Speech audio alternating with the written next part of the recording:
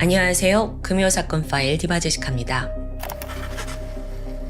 지난 2019년 1월 2일 충남 서천군에 위치한 한 주택 앞에서 이른 아침부터 한 남성이 초조한 얼굴로 서성이고 있었습니다. 잠시 후 남성은 쾅쾅 현관문을 세게 두드렸죠. 자네 집에 없어? 왜 이리 연락이 안 되는겨? 이 집에 살고 있던 사람은 당시 66세의 남성 A씨입니다. 지난 닷새 동안 연락이 닿질 않아요. 그래서 걱정하던 지인이 직접 찾아온 거죠. 보니까 현관은 물론 창문까지 꽁꽁 닫혀 있었는데 여전히 인기척은 없습니다. 한참을 고민하던 그는 결국 경찰에 도움을 요청했고 잠시 후 구급대와 경찰이 함께 도착합니다. 유리창을 깨고 집 안으로 진입한 직후 안방에서는 처참한 장면이 목격됩니다. 며칠째 연락이 되지 않았던 집주인 A씨가 사망한 채 발견된 거예요.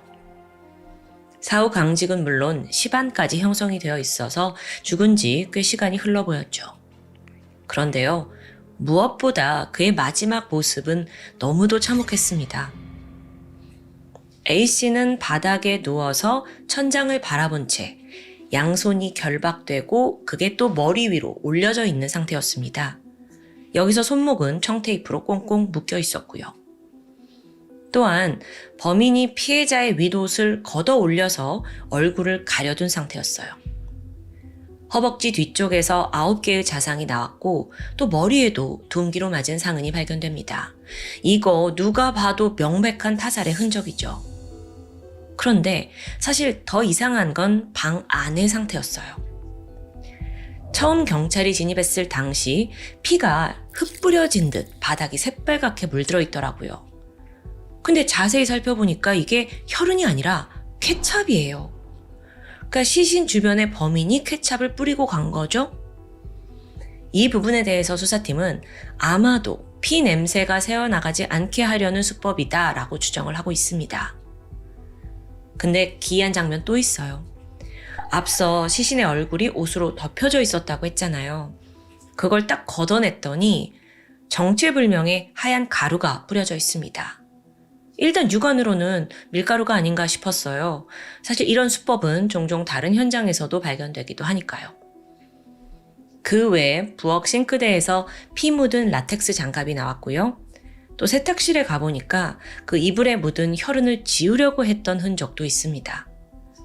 모든 걸 종합했을 때 범인은 살인 후 증거인멸을 하는데 꽤 공을 들였다고 볼 수 있겠죠. 그런데 순간 형사님, 이거 밀가루 아닌데요? 피해자 얼굴에 있던 그 가루가 밀가루가 아니에요.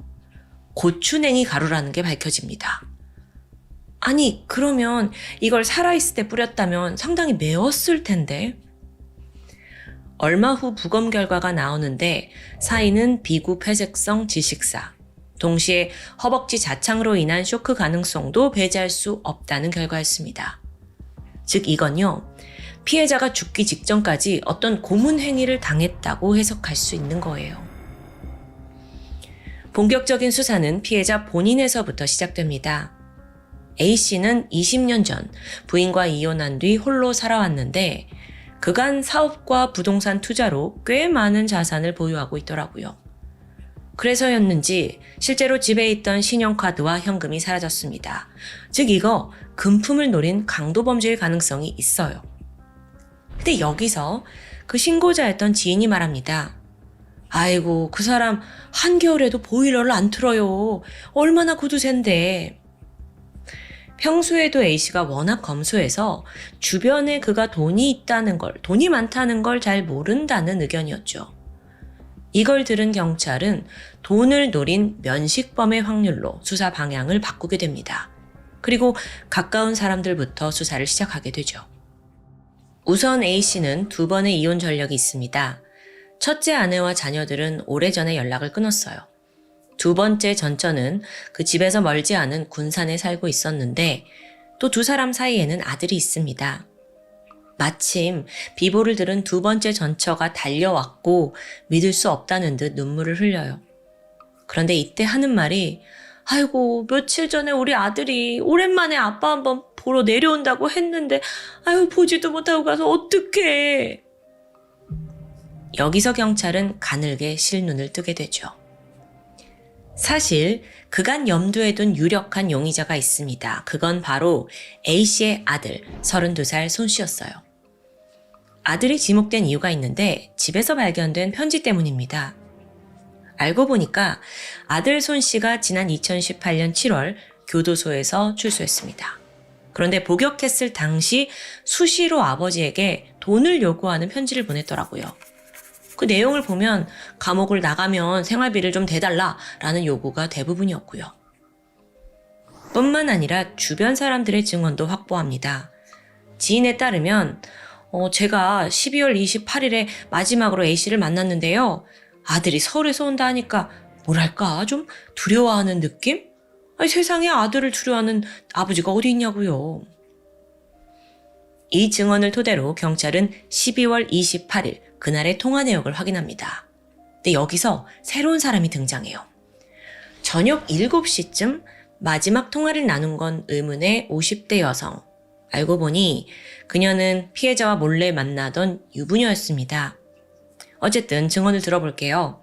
지난 28일 그녀가 A씨를 만났는데 A씨가 이제 곧 아들이 올 거다라면서 서둘러 헤어졌다고 합니다. 근데 그때를 회상하던 내연녀가 한 가지를 기억해내요. 마침 A씨가 지난밤 꿈이 너무 흉흉했다라면서 아들이 자기한테 해코지를 하려고 가슴을 치는 그런 꿈 내용이었다 이걸 말해줬다고 합니다. 그러니까 사실 이것만 봐도 피해자와 아들의 관계가 어땠는지 좀 가늠이 되시죠? 다시 현장으로 돌아가서 두 번째 전처는 즉각 아들에게 아버지의 사망 소식을 알리게 돼요. 자, 그러면 보통 바로 달려오는 게 당연하죠. 근데 소식이 없어요. 연락도 두절이고요. 경찰은 곧장 아들이 일하던 PC방으로 연락을 하는데 사장이 말하길 며칠 전에 갑자기 집에 일이 생겨서 그만뒀다고 했대요. 그래서 현재로선 행방이 묘연한 상태였고요. 게다가 사건 당일로 추정되는 12월 28일 마을 입구의 CCTV를 확인했습니다. 한 젊은 남성이 A씨 집 쪽으로 걸어가는 모습이 찍혀 있어요. 이거 혹시 아들 아니야? 지금 이렇듯 여러 정황 증거를 가지고 경찰은 손 씨를 유력한 용의자로 특정한 겁니다. 즉각 전담팀이 결성되었고 추적이 시작돼요. 아들 손 씨의 통신 내역, 금융거래 수시로 확인하면서 실시간으로 이 사람 어디 있는지 위치를 추적하게 돼요. 기록으로 봤을 땐 사건 다음 날인 29일에는 전북 익산으로 가서 편의점에서 물건을 산 게 확인됩니다. 그리고 나서 다음 날인 30일은 이번엔 또 천안에서 포착이 돼요. 금은방에 가서 아버지 카드로 200만 원 상당의 귀금속을 구입했더라고요. 이때 CCTV에 손 씨의 모습이 선명히 찍혀 있고요. 다음 날인 31일에는 또 서울에서 포착됩니다. 빨간 옷을 입고 종로를 돌아다니면서 앞서 천안에서 샀던 그 금부치를 팔아서 현금화를 했어요. 그렇게 서울에 도착한 뒤 행적은 잠시 끊기게 되고요. 그러다가 경찰의 추적이 시작되고 1월 5일입니다. 드디어 위치가 잡히는데 이번엔 또 인천입니다. 카드를 어디서 결제했는지 봤더니 황당하게도 성인용품 업소더라고요. 모형 수갑을 사갔대요. 보니까 이 사람이 수사가 시작된 걸 알고 있잖아요. 그래서 일부러 여러 지역으로 이동하는 듯 해요. 물론 경찰은 실시간으로 쫓고 있었고요. 그러다가 돌연 손 씨의 위치가 아주 빠르게 이동하는 양상이 보입니다. 이건 분명 기차를 탄 거라고 볼 수 있어요. 그렇게 멈춘 곳은 광명역이었고요. 즉각 수사팀이 출동을 해서 역내 CCTV 확보하고 비슷한 인상착의 남자 있는지 찾아 나섰는데 없습니다. 그는 이미 기차에 몸을 실은 후였죠.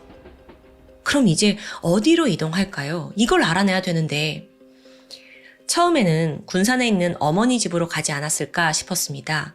근데 애초에 그가 탄 기차는 호남 쪽이 아니라 경상도 쪽으로 향하는 기차였어요. 그럼 혹시 부산?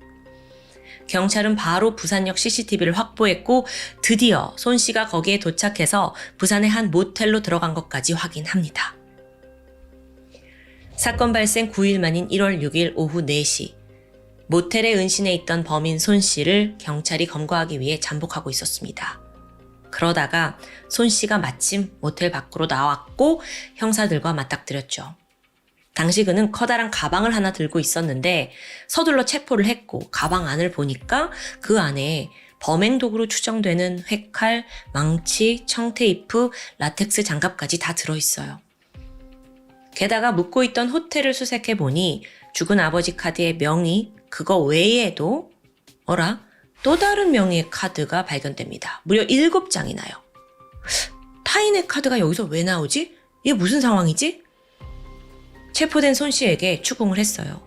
그러자 놀라운 자백을 듣게 되죠. 아버지를 살해하고 도주 중이던 지난 1월 5일 인천으로 향해서 거기서 80대 노부부를 또 살해했다는 겁니다. 수사팀이 즉각 그곳으로 출동을 했고 자택에서 끔찍하게 살해된 노부부를 발견합니다. 아니, 아버지 죽이고 며칠 만에 또 노부부를 죽여 지금 완전히 폭주하고 있는 거예요. 더 충격적인 사실도 있는데요. 그건 바로 부산에 내려온 이유였습니다. 손 씨는 여기서 추가 범행을 계획하고 있었어요. 그래서 1월 6일 오후에 숙소 근처 마사지 업소를 예약해둔 상태였고요. 거기서 범행 저지르려고 모텔을 나오려던 찰나에 마침 경찰에게 잡힌 상황입니다. 자, 다시 진술로 돌아와서 먼저 도대체 왜 아버지를 죽였냐? 이 질문에 손 씨가 다소 이해하기 힘든 대답을 합니다. 어린 시절부터 아버지한테 성적인 착취를 당했고 부모님이 이혼한 후에도 계속 무시를 당하면서 아버지가 도리를 제대로 하지 않았다! 막 분노하는 거예요. 그런 손 씨의 과거를 조사하던 경찰은 그가 군 복무 중에 탈영을 했다는 사실, 그리고 또 공립공주병원에서 편집성 정신분열증을 진단받은 이력을 찾아냅니다. 그러니까 이 사람이 굉장히 정신적으로 불안정하다는 걸 말해주고 있죠. 뿐만 아니라 특이한 일화가 하나 더 있습니다. 지난 2013년에 이 사람이 내림굿을 받았대요. 그리고 아버지 집에서 신당을 차렸죠. 그러다 왜 감옥에 갔냐 보니까 그해 4월에 아버지랑 같이 살다 보니까 다툼이 많아진 거예요. 그 끝에 집에다가 방화를 저질러요. 세상에나. 그래서 이 일로 징역 2년, 집행유예 3년을 받았죠.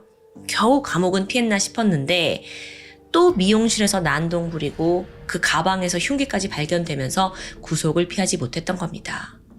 여기까지만 들어도 완전 문제덩어리 아들인 거죠. 그 기간 동안 치료 감호 처분을 받으면서 정신병원에 입원을 하게 돼요. 거기서 조현병을 진단받았죠. 당시의 상담 기록에 따르면 손 씨는 아버지가 자기 인생을 망치려 한다는 망상에 빠져 있던 것으로 보입니다. 여기까지 파악한 경찰은 그래, 이 손 씨의 상태 어느 정도 이해하겠다 싶었어요. 그런데 여전히 석연치 않은 부분이 있습니다. 사실상 그가 아버지와 노부부를 살해하고 나서 갈취한 건 신용카드와 현금 11만 원 정도였어요. 근데 놀라운 게 본인 통장을 보니까 그보다 훨씬 더 많은 잔액이 들어있더라고요.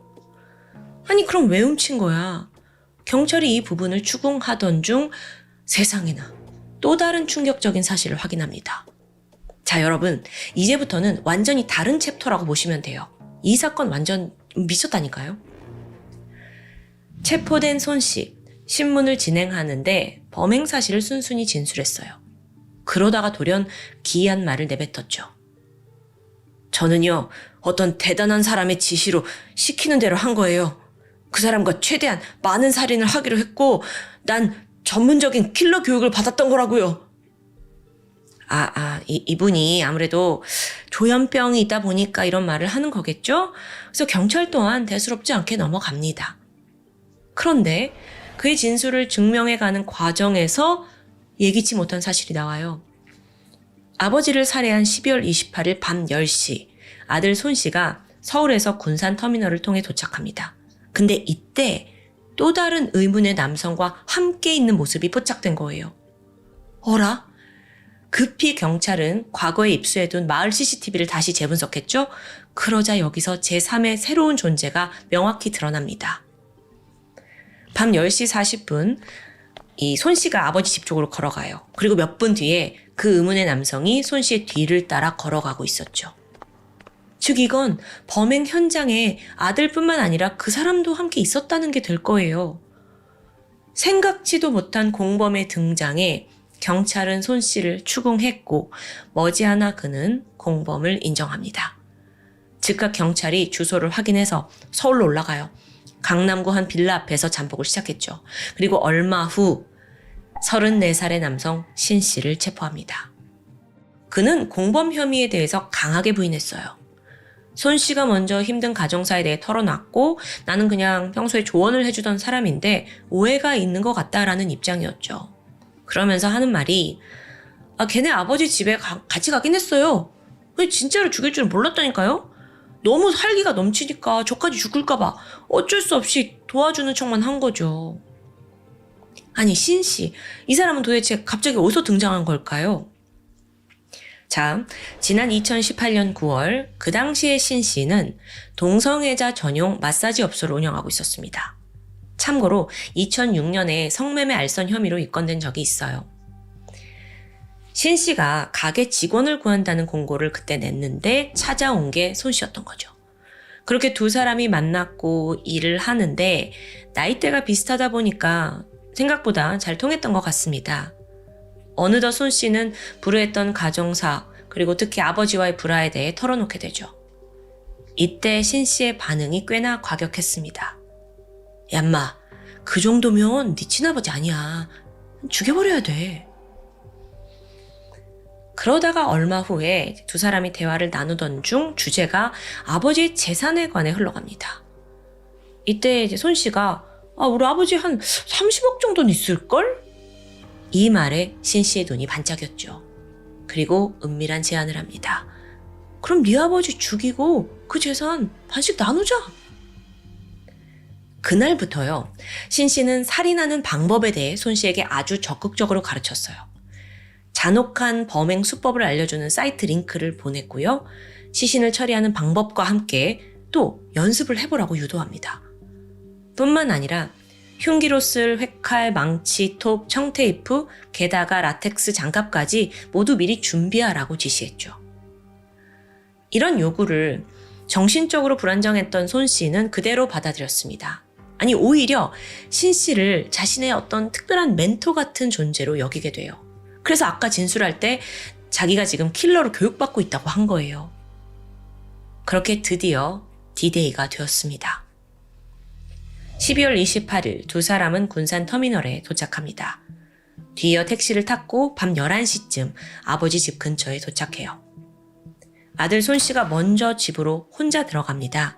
이때 손에는 회칼이 들려 있었고 집에 가서 그대로 자고 있던 아버지의 허벅지를 수차례 찌르고 얼굴을 주먹으로 가격했죠. 청테이프로 결박하고 입을 막은 뒤 분노가 여전히 풀리지 않았는지 다시 망치로 머리를 내려칩니다. 아버지로선 정말 고통스럽고 또 공포스러운 순간일 텐데 이제 들어와도 돼. 이 문자를 받은 신 씨가 곧이어 집 안으로 들어갑니다. 두 사람은 실신한 아버지를 눕혀놓게 되는데 여기서 신 씨가 주섬주섬 주머니에서 고추냉이 가루를 꺼내요. 고문의 목적으로 가져온 거예요. 아들은 그걸 아버지 얼굴에 부었고요. 이게 자극적인 물질이라 아버지가 괴로움에 몸부림치는데 그걸 물끄러미 바라보고 있던 두 사람은 곧이어 준비해온 밧줄로 아버지의 목을 졸라 살해합니다. 하지만 이뿐만이 아니었어요.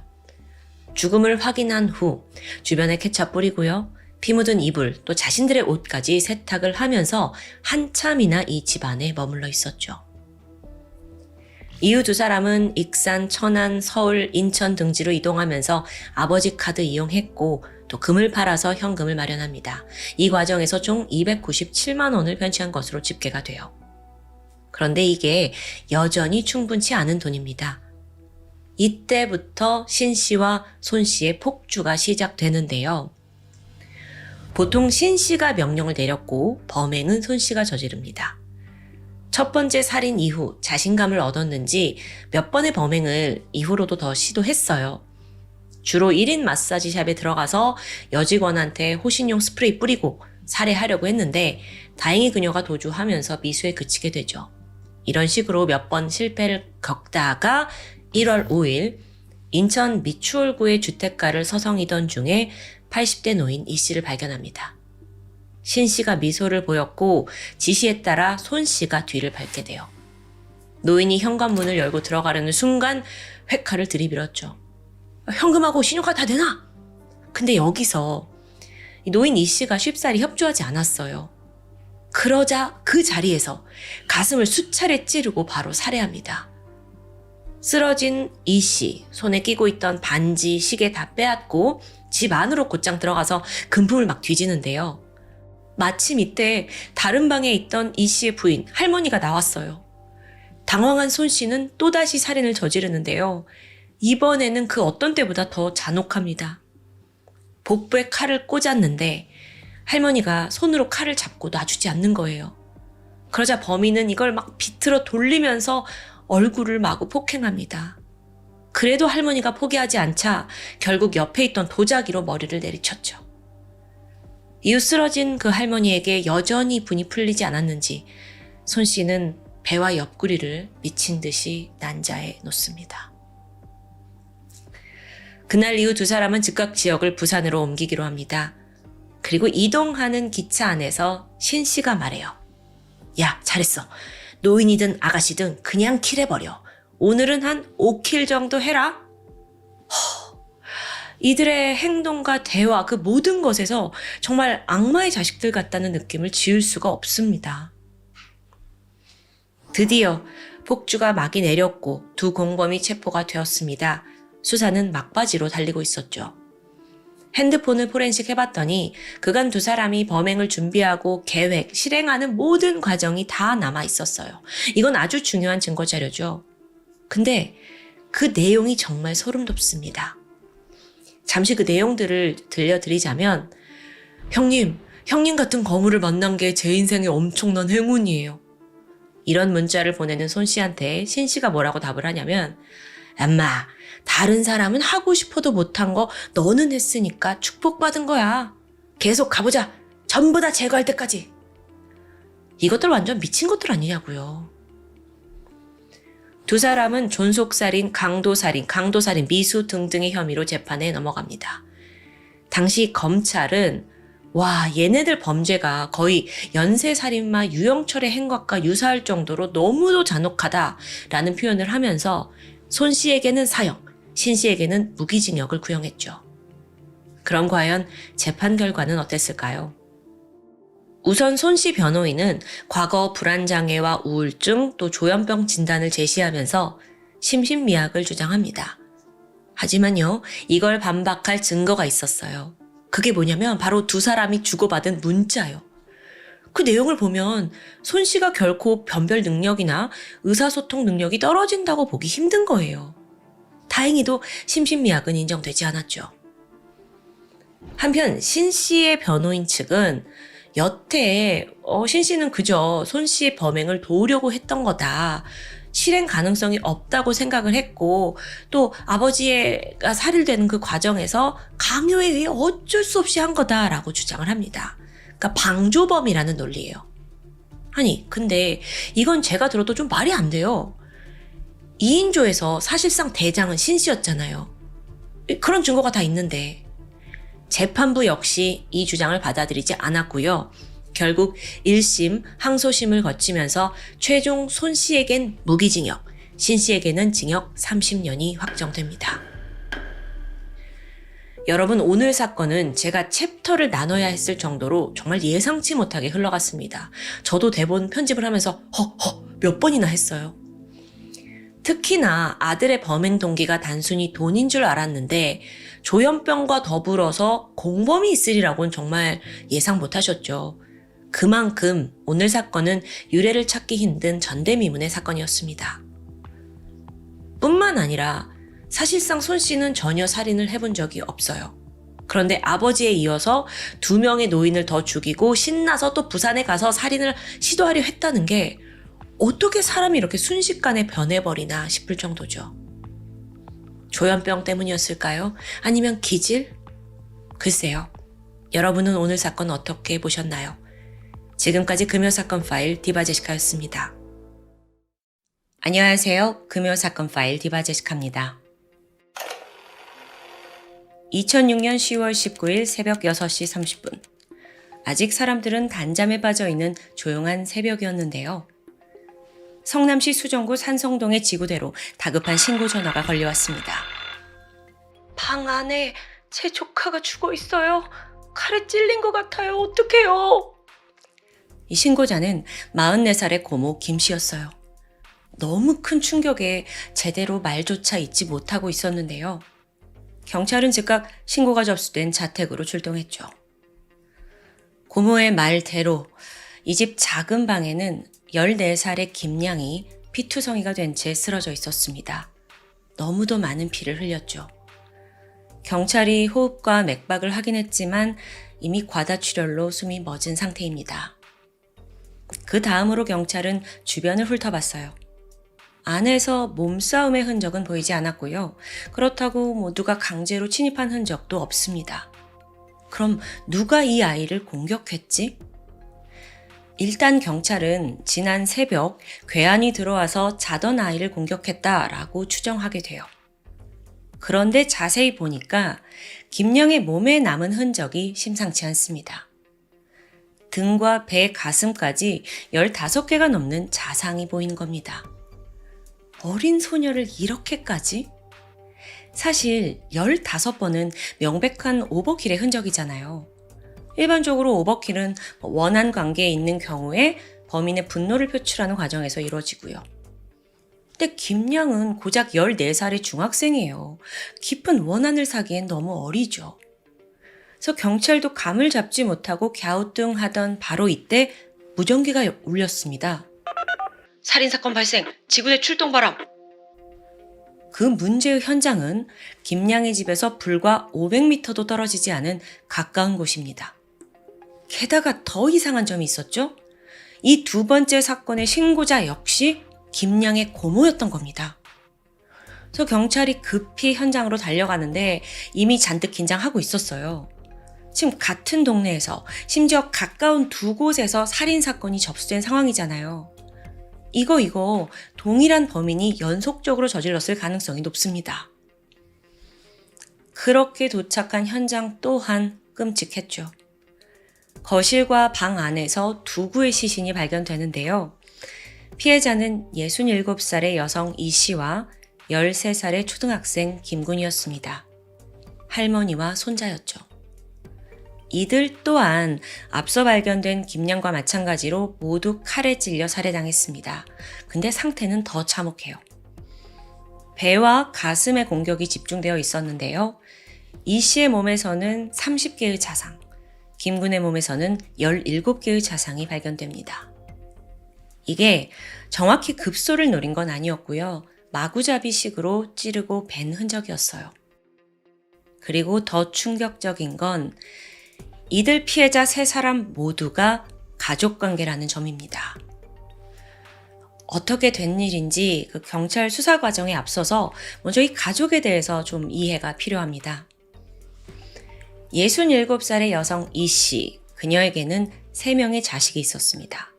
큰아들 김 씨, 둘째 딸 김 씨, 이게 앞서 신고를 한 고모죠. 그리고 막내 아들 39살 김 씨였죠. 자, 큰아들, 둘째, 막내 이렇게 칭할 텐데요. 사실 큰아들은 10년 전인 1996년에 안타깝게도 살해당했습니다.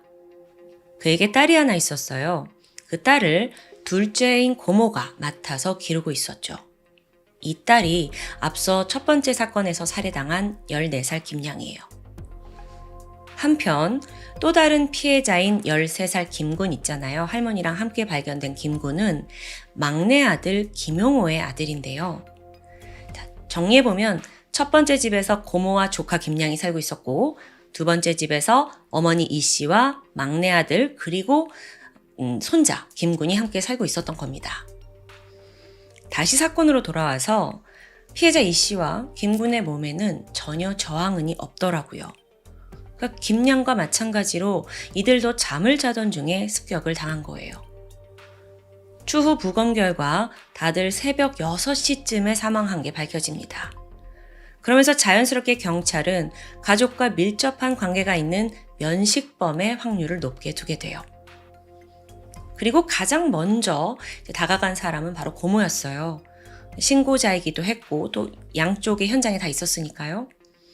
당시 그녀는 하얗게 질려서 바닥에 그냥 멍하니 주저앉아 있더라고요. 경찰이 겨우 부축을 해서 안정을 취했고 당시 상황에 대해 묻게 됩니다. 새벽 6시 반쯤이었어요. 잠을 자던 고모는 문득 코를 찌르는 비릿한 냄새에 잠에서 깨어납니다. 나가보니까 조카가 자는 그 작은 방에 불이 켜져 있더라고요. 그래서 얘가 벌써 깼나 싶어서 들어갔더니 김양이 그렇게 피투성이로 사망해 있었습니다. 다리가 후덜거려요. 그리고 곧장 신고를 했죠. 그리고 나서 다음으로는 이 사실을 가족들에게 알려줘야 하잖아요. 그래서 근처에 사는 어머니에게 전화를 겁니다. 아니 근데 몇 번이고 전화를 해도 도무지 응답이 없어요. 순간 불안함이 엄습했죠. 범인이 엄마 집에 간 거 아니야? 이 생각에 황급히 달려나가는데 불길함은 적중했습니다. 현관문을 여는 순간 눈앞에 엄마와 조카가 피투성이가 된 채 쓰러져 있던 겁니다. 지금 가까운 가족 3명이 이렇게 모조리 사망한 상태예요. 고모는 거의 정신을 잃고 넋이 나가 있었죠. 하지만 잠시 후 그녀가 힘겹게 입을 뗐습니다. 이 집에 살던 제 막내 동생 김용호, 아무래도 그 자식이 저지른 것 같아요.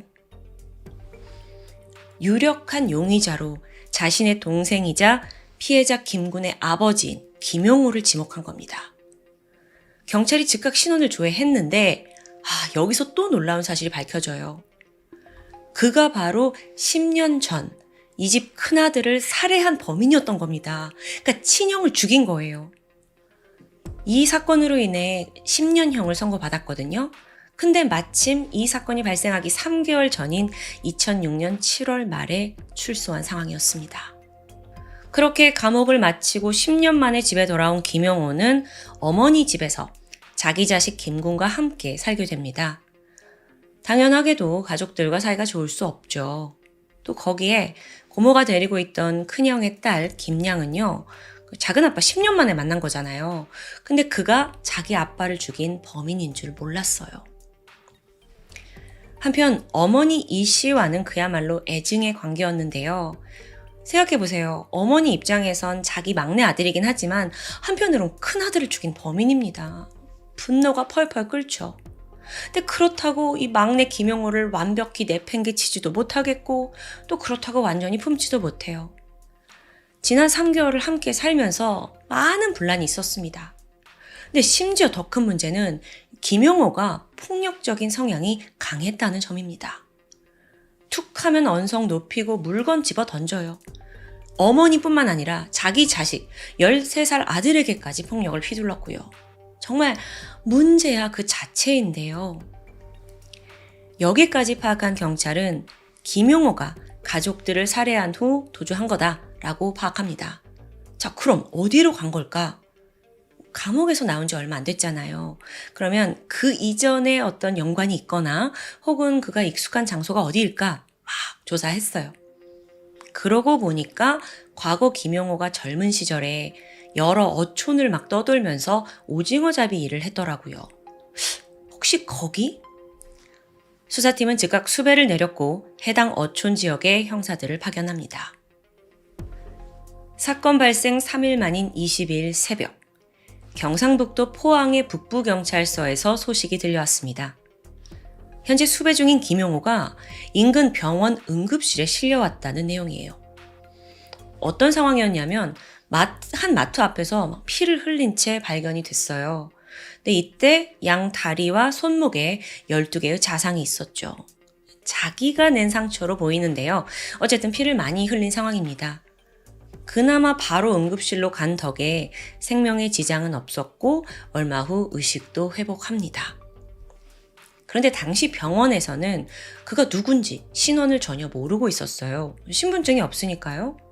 그래서 의식을 회복한 후에 당신 이름이 어떻게 됩니까? 물었는데 이상하게 묵묵부답으로 일관하더라고요. 그러고 보니까 몸에 막 여러 개의 문신이 있어요. 순간 의료진은 조폭 아니야? 이렇게 생각을 했고 경찰에 신고를 합니다. 이어서 지문조회가 진행되면서 정체가 김용호라는 하는 게 들통난 겁니다. 날이 밝고 성남경찰서는 포항에 있는 김용호를 인계받아요. 바로 조사에 들어갔죠. 그는 자포자기했는지 범행 일체를 자백했습니다. 하지만 왜 가족들을, 그것도 어린 애들까지 그렇게 죽였냐? 라는 질문에 쉽게 입을 열지 않아요. 그러니까 범행 동기를 말하지 않는 거죠. 그런 상황에서 누나이자 아이들의 고모가 이 집안에 숨겨진 충격적인 진실을 털어놓게 됩니다. 사건 전날인 18일 저녁, 사실 김용호가 신고를 당했어요. 미성년자 성폭행 혐의였죠. 근데 그 피해자가 아들의 여자친구 13살 A양입니다. 그날 김용호는 자신의 집에서 A양을 성폭행했어요. 놀란 아이가 집으로 뛰어가서 부모에게 이 사실을 알리면서 바로 신고가 들어간 거예요. 그리고 김용호의 가족들에게도 이제 신고 사실이 전해지게 되죠. 이때 놀란 누나가 동생한테 야, 네가 진짜 그랬어? 라고 묻게 됩니다. 그러자 김용호가 나 그냥 만지기만 한 거지 성폭행 아니야. 이렇게 막 부정을 하면서 억울하다는 입장이에요. 그런데 경악할 만한 사실이 하나 더 있습니다. 피해자가 A양 한 명이 아니라는 점이에요. 김용호에게 당한 또 다른 피해자는 바로 큰형의 딸, 조카 김양이었습니다. 그는 술만 마시면 끓어오르는 성욕을 참지 못했습니다. 그렇게 조카까지 건드린 거예요. 아니 인간이 어떻게 이래요? 형도 죽이고 형 딸까지. 그렇게 더러운 진실이 밝혀진 그날 밤 김용호는 또 술을 마시기 시작했죠. 그리고 밤새 고민합니다. A양의 조카까지 2건의 미성년자 범죄가 발각될 경우 그는 다시 감옥에 가야 해요. 근데 잘 경험했잖아. 그건 끔찍이도 싫은 거예요. 그래서 더 끔찍한 결정을 내린 거고요. 그냥 가족들 모두 죽여서 사건을 아예 덮어버리겠다는 생각이었죠. 새벽 6시 김용호는 부엌에서 식칼을 챙겼습니다. 때마침 어머니가 잠에서 깨서 거실로 나와요. 식칼을 들고 있는 막내 아들과 눈이 마주쳤고 평소 그의 성향을 잘 알고 있기 때문에 어머니는 바로 얼어붙었죠. 김용호는 망설임 없이 칼을 휘둘러 엄마를 살해합니다. 이어서 그 미친 광기는 건너방에 자고 있던 자신의 아들에게 향해요. 아들 등에 칼을 꽂게 되는데요. 근데 생각해보면 그것도 한두 번 아니었잖아요. 왜 아들을 이렇게 죽였을까 싶은데 이게 추정컨대 아들의 여자친구가 지금 이 범죄에 이제 관련이 있다 보니까 그런 게 아닌가 싶습니다. 이쯤 되니까 김용호가 이제 완전히 이성을 상실한 상태였죠. 그리고 심지어 집에서 키우던 반려견까지 죽여요. 다음으로 그는 누나 집으로 갔습니다. 조용히 들어가서 작은 방으로 갔고 아무것도 모른 채 자고 있던 조카 김양을 칼로 찔러 살해합니다. 그렇게 한순간에 일가족 3명이 사망하여 새벽 6시에 시작된 살인은 불과 10분 만에 모두 끝이 났죠. 이후 김용호는 집으로 돌아와서 피를 씻어내기 위해 목욕을 했고 깨끗한 옷으로 갈아입습니다. 통장 챙겨서 도주해요. 그 흉기였던 칼은 공원에 대충 버렸고요. 고속버스 터미널에 가서 티켓을 끊습니다. 이전에 오징어잡이 일로 6개월간 지냈던 포항행 티켓이었어요. 그런데 막상 포항에 도착해 보니까 머물 만한 곳을 쉽게 찾지 못하겠더라고요. 그래서 길거리를 배회했다는데 그러다가 신세를 비관해서 극단적인 선택으로 자기 자신을 공격한 겁니다. 또 그게 실패해서 병원에 실려왔고요. 여기까지 알게 된 경찰은 여전히 의문이 들었습니다. 자, 그렇게 일가족을 모두 살해했잖아요. 근데 왜 그 집에 있던 누나, 김씨만은 살려둔 걸까요? 여기에 대해 김용호가 말하길 가족들 중에 자기를 인간으로 대해준 사람은 누나밖에 없었다라고 말합니다. 차마 누나만큼은 죽일 수 없었대요. 이런 진술을 하는 내내 그는 자기가 도주하는 동안 내가 죽인 가족들 얼굴이 떠올라서 나도 힘들었다 라고 주장합니다. 10년 전 큰형에 어머니와 자기 자식 그리고 조카까지 일가족을 이렇게 살해했는데 자기가 술만 먹지 않았어도 결코 그러지 않았을 거래요. 술 탓을 하는 거예요. 게다가 막 조사를 받는 내내 나도 죽고 싶다, 나도 살기 싫다 이 말 반복하고요. 정말 그 자체로 악마 같은 모습이었어요. 그런데요, 여러분, 사실 우리가 모르는 부분이 하나 더 있습니다. 김용호가 일반인에 비해 판단 능력과 지능이 현저히 떨어졌다는 점입니다.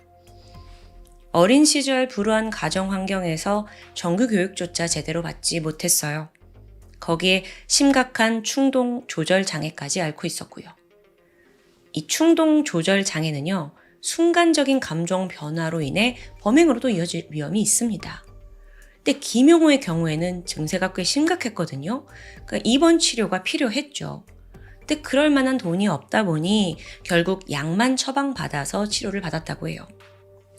어쩌면 형을 죽이고도 10년 형만 받았고 또 출소해서 가족에게 그렇게 돌아올 수 있었던 것도 모두 어쩌면 그런 약간 일반인보다 좀 상황이 그랬기 때문은 아닌가 싶습니다. 그렇다면 이번에 저지른 이 일가족 살해건도 심신미약으로 솜방망이 처벌을 받게 되는 걸까요? 여러분, 사실 이 사건은 재판 결과가 공개되지 않았습니다. 하지만 현재 대한민국의 생존 사형수 명단에 김용호의 이름은 없어요. 심신미약을 인정받아서 무기징역을 선고받았을 것으로 추정되고 있죠. 김용호 살인사건은 누나 한 명만 남기고 모든 일가족을 몰살한 전대미문의 비극입니다. 처음 큰형을 죽인 사건에 대해서 자세히 알려지진 않았는데요. 더 중요한 건 10년 감옥살이를 하고 나와서도 전혀 교화되지 않고 돌아왔다는 거죠. 아니, 어쩌면 그는 교화 자체가 불가능한 사람이라 감옥보다는 어떤 시설에 갇혀 있어야 하는 게 맞지 않나 싶습니다. 여러분의 생각은 어떠신가요? 지금까지 금요사건 파일 디바제시카였습니다. 안녕하세요. 금요사건 파일 디바제시카입니다. 2005년 3월 21일 아침 10시 공익근무요원이던 A씨는 경기도 성남시에서 광주시로 이어지는 국도의 제설함들을 점검하고 있었습니다. 아침부터 바쁘게 하나하나 살피던 중 끔찍한 발견을 하고 말았죠. 우연히 열어본 한 제설함 안에 젊은 여성의 사체가 있던 겁니다. 서둘러 경찰 조사가 들어갔고 이 죽은 여성은 며칠 전 실종신고가 접수된 27살의 여성 최 씨라는 게 밝혀졌는데요. 이미 4일 전인 3월 17일에 어머니를 통해 실종신고가 접수된 상황이었죠. 우선 사망한 최 씨는 승무원이었습니다. 5일 전이었던 3월 16일 새벽 1시쯤 성남시 분당구 서현동 번화가 일대에서 택시를 탄 게 마지막 행적으로 확인돼요. 이후 싸늘한 주검으로 발견된 최 씨는 실종 당시 입고 있던 검정색 가디건에 청바지를 그대로 입고 있었고요. 그런데 여기서 경찰이 주목한 특이한 점이 있습니다. 그녀가 하이힐을 신고 나갔거든요. 그런데 하이힐 한쪽이 발견되지 않았다는 거죠. 한편 부검 결과 최 씨는 목이 졸려 숨진 것으로 밝혀졌어요. 그리고 또 허벅지와 무릎에 납치 과정에서 발생했을 법한 약간의 외상이 보였습니다. 그 외에 성폭행의 흔적은 없었고요. 또 안타깝게 범인을 특정할 만한 증거는 보이지 않았는데요. 경찰은 이 사건이 전형적인 강도살인이라고 추정했어요. 근거가 있는데 최 씨가 실종된 그날 새벽 6시 40분 그녀의 신용카드에서 다량의 현금이 빠져나간 기록이 나온 겁니다. 그 위치는 신구대학교 인근 ATM 기기였는데 현금 101만 원이 인출되었죠. 근데 이게 끝이 아니에요. 다음 날 안산의 한 지하철역 ATM에서 400만 원이 추가 인출됩니다. 그렇게 그녀가 실종된 5일 동안 4번에 걸쳐 총 717만 원이 빠져나갔어요. 곧바로 경찰은 카드 사용자가 누군지 이 사람을 찾는 데 주력합니다. 그 결과 안산시에 있는 한 ATM CCTV 화면을 확보하게 되거든요. 한 남자가 포착되었습니다. 모자를 푹 눌러쓴 채 최 씨 카드로 돈을 빼고 있는 장면이었죠. 보니까 추정 신장은 한 175cm 정도? 즉각 경찰은 공개 수배를 펼쳤고 동시에 유사한 강도살인 전과자들을 용의선상에 올려 수사를 진행합니다. 한편 이 사건 수사에 또 한 가지 중요한 포인트가 있어요. 최 씨가 실종되기 직전에 택시를 탔었잖아요. 그래서 경찰이 탐문을 통해서 그 택시를 수소문하게 돼요. 그러던 중 한 택시기사로부터 최 씨하고 비슷하게 생긴 여자를 분당 정자동에 내려준 것 같은데 라는 제보를 받긴 했거든요. 그래서 확인을 하려고 이제 해당 택시의 GPS 기록을 봤죠. 근데 이게 최 씨가 탑승한 시간대와 일치하지 않는 겁니다. 결정적인 제보라고 생각했지만 결국 수사는 원점으로 돌아갑니다. 최 씨가 거주하던 아파트 단지, 여기에는 사실 새벽에도 오가는 사람이 많은 곳이었어요. 만약에 그녀가 택시에서 제대로 내려서 집으로 걸어가는 도중에 납치되었다면 목격자가 있을 가능성이 굉장히 높아요. 하지만 그런 장면을 봤다는 사람이 아무도 나오지 않습니다. 그럼 이 상황에서 유력한 가능성은 한 가지. 최 씨를 마지막으로 태운 그 택시 기사가 용의자일 수 있겠죠. 그러니까 즉 그녀는 이 택시로부터 내리지도 못한 걸 텐데요. 경찰은 분당 지역의 택시 기사에 집중했어요. 그 중에서도 동종 전과자들을 용의선상에 올렸고요. 특히나 이들 중 사건 당일에 영업을 했던 기사들로 점점점 수사 범위가 좁혀갑니다. 그렇게 최종적으로 용의선상에 남은 기사들의 행적을 하나하나 확인한 끝에 한 택시기사가 떠올라요. GPS 기록을 봤죠? 그랬더니 최 씨가 실종된 시간대와 장소 정확히 일치했습니다. 이 택시를 운전한 기사의 이름은 민병일. 38살의 그는 이미 강도를 포함해 전과 구범이었습니다. 경찰은 이걸 토대로 그를 유력한 용의자로 지목했죠. 한편 민병일은요, 사건 이후에도 계속해서 평소처럼 택시를 운행하고 있었어요. 경찰은 일단 그가 전과 구범인 사람이잖아요. 그리고 그가 살인을 하고 나서도 지금 이렇게 일반적으로 행동을 한다라는 점에서 추가로 범행을 할 수 있다라는 가능성이 두려워졌습니다. 그런데 또 그렇다고 민병일이 이 경찰이 지금 자기를 주시하고 있다는 걸 눈치챈다면 도주할 수도 있잖아요. 신중한 검거가 필요하죠. 그래서 이때 경찰은 치밀하게 계획을 짜기 시작해요. 바로 경찰을 승객으로 위장하는 거였죠. 3월 28일 오후 4시 경찰은 서현역 인근에서 민병일의 택시를 발견합니다. 그리고 이 택시에 승객으로 위장한 형사 2명이 탑승하게 돼요. 저 근처 파출소로 좀 가주세요. 아무것도 모르던 민병일이 이 2 승객을 태우고 파출소로 향했죠. 그리고 거기에 도착한 순간 미리 대기하고 있던 경찰들이 그를 덮치면서 긴급 체포에 성공합니다. 이렇게 유력한 용의자를 검거했다는 기쁨도 잠시였어요. 민병일이 입을 꾹 다문 채 아무 말도 하지 않는 겁니다. 물론 수상한 정황은 지금 충분해요. 사망한 최 씨의 마지막 행적과 일치하는 GPS, 그게 사실 이 택시밖에 없었거든요. 분명 최 씨를 태운 건 맞아요. 하지만 살인을 했다는 직접적인 증거, 흉기 같은 건 아직 발견되지 못한 상황인 거죠. 그는 과연 무고한 택시기사였을까요? 민병일은 자신의 범행을 완강히 부인했습니다.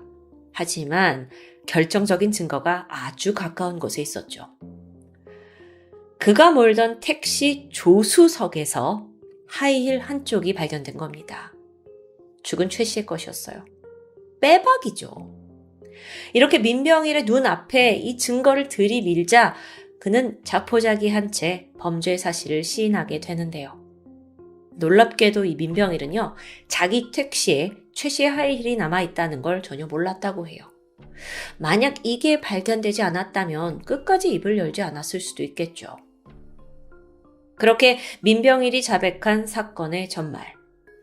사건 당일 피해자 최 씨는 술에 취한 상태로 택시에 탑승했습니다. 그런데 한참을 가던 도중에 최 씨가 그만 택시에 구토를 하고 말아요.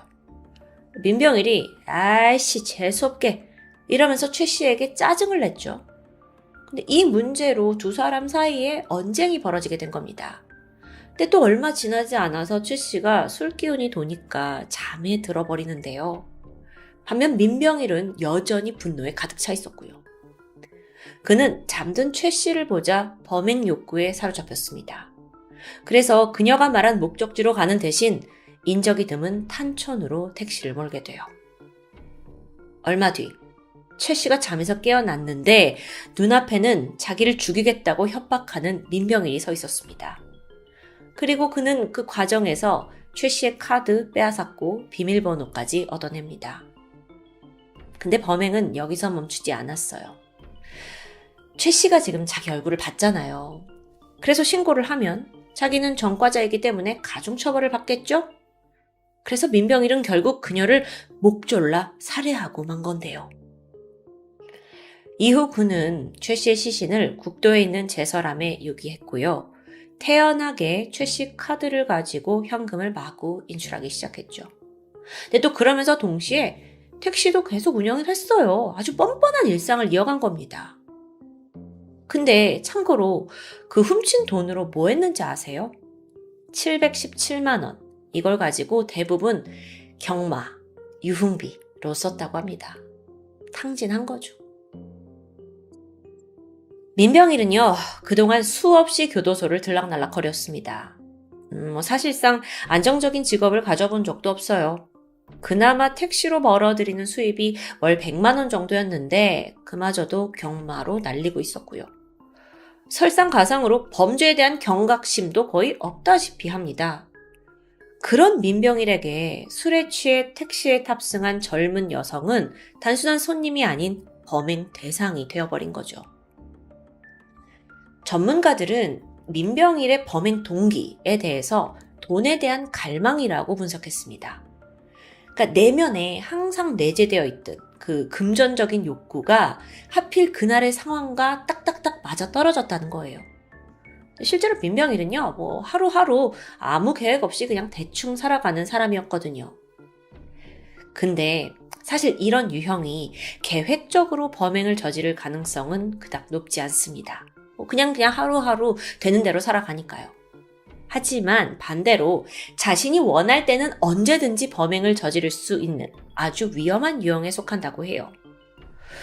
자, 그래서 그날도 처음에는 돈을 뺏을 목적이었겠지만 결국 살인까지 저지른 거겠죠? 게다가 생각해보세요. 만약 그때 그가 제대로 잡히지 않았다면 사실 택시를 몰면서 언제든 재범을 일으킬 수도 있는 위험한 상황에 놓이는 겁니다. 비록 우발적인 범행이라고는 하지만 민병일 전과 많아요. 그리고 충동적인 성향도 짙고요. 그래서 반드시 사회에서 격리될 필요가 있겠죠. 2005년 11월 그는 무기징역을 선고받았고요. 현재까지 국내 교도소에 복역 중입니다. 여러분, 아직 일화가 남아있어요. 이 민병일이 무기징역을 딱 선고받은 그날 과감하게도 탈주를 시도합니다. 이 탈주는 수원지방검찰청에서 일어났는데 재판이 다 끝나고 교도관들이 그를 호송차에 태우기 위해서 포승줄을 묶으려고 다가간 순간 민병일이 교도관 한 명의 눈을 강타해버리고는 넘어뜨립니다. 이후에 마구 달리더니 2m 남짓 되는 검찰청의 그 담장을 뛰어넘어버려요. 당시 수갑 차고 맨발이었고 죄수복 차림이었는데 그럼에도 그냥 도주해버린 거죠. 그렇게 탈출한 뒤에는 인근에 있는 주택가로 숨어들었어요. 거기서 가정집 베란다에 걸려있던 청색 운동복과 운동화, 흰색 운동화를 훔쳐가지고 갈아입었고 같은 날 오후 6시 근처 공원에서 쇠톱을 하나 주워가지고 그걸로 무려 4시간에 거쳐 수갑을 자르는 데 성공합니다. 이후 그는 과감하게도 지인과 접촉을 시도했어요. 내가 지금 도주를 했는데 옷과 돈이 필요하다. 이런 내용이었죠. 이때 다행히도 지인이 범죄자를 돕는 대신 경찰에 신고를 택했습니다. 3일 새벽 1시, 민병일은 지인과 약속한 장소에 도착합니다. 거기엔 이미 잠복 중이던 경찰이 기다리고 있었죠. 그렇게 무모한 탈주극은 11시간 만에 막을 내렸는데요. 민병일은 왜 탈주했습니까? 라는 질문에 이제 무기징역 받으니까 겁이 나서 도망쳤죠. 라고 진술했습니다. 정말 앞뒤 길게 생각하는 사람은 아닌 것 같아요. 근데 또 여기에 더해서 삶에 대한 의욕을 잃어서 도주를 시도했다고 하는데요. 제가 보기에는 2m 막 담장도 넘어가면서 필사적으로 도망치는 모습이 누구보다 의욕이 넘치는 것 같죠. 당시 민병일 사건을 수사하던 한 형사님은 그의 정말 안하무인하고 뻔뻔한 태도에 혀를 내둘렀다고 말합니다. 살인에 대한 죄책감을 거의 보이지 않았어요. 거기에 탈주까지 시도했고요. 이게 말 그대로 범죄자의 전형이 아닐까 싶은데요. 승무원을 하던 최 씨, 모처럼의 휴일을 맞아 친구들과 즐거운 시간을 보내고 귀가하던 그 평범한 날에 안타깝게도 목숨을 잃었습니다. 적어도 여기서 피해자 탓을 하시는 분들은 없겠죠. 오늘 사건을 통해 제가 느낀 건 누구나 겪을 만한 일상 속에서 우린 언제든 범죄자를 만날 수 있다는 바로 그 공포가 아주 가슴 깊이 저한테 새겨들었는데요. 실제로 이 사건 이후에 유가족은요, 민병일을 택시기사로 고용한 그 운수회사를 상대로 손해배상 소송을 하게 되는데 운수회사는 3억여 원의 합의금을 지불했다라고 알려져 있죠. 최소한 이 사건에 누군가는 책임을 진 건데요. 사건이 벌어지고 어느덧 20여 년이 흘렀습니다. 현재는 법이 많이 강화돼서 범죄 경력이 있는 사람은 택시 운전 자격을 취득할 수 없어요. 이게 어찌 보면 좀 당연한 일이죠. 워낙 이 금요사건 파일에서 택시와 관련된 사건들이 많이 등장하니까요. 근데 불과 20여 년 전만 해도 그렇지 못했다는 게 좀 놀라울 따름인데요. 그만큼 경각심을 가지지 못했다는 거죠. 그러고 보니까 일각에서는 여전히 범죄자에 대한 취업 제한 제도가 미흡하다고 말합니다.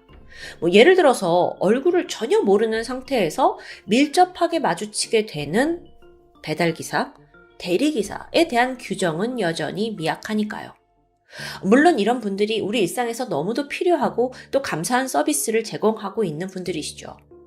하지만 허술한 제도의 틈을 타고 또 다른 민병일이 우리를 위협하지 않을까 우려되는 부분입니다. 지금까지 금요사건 파일 디바제시카였습니다.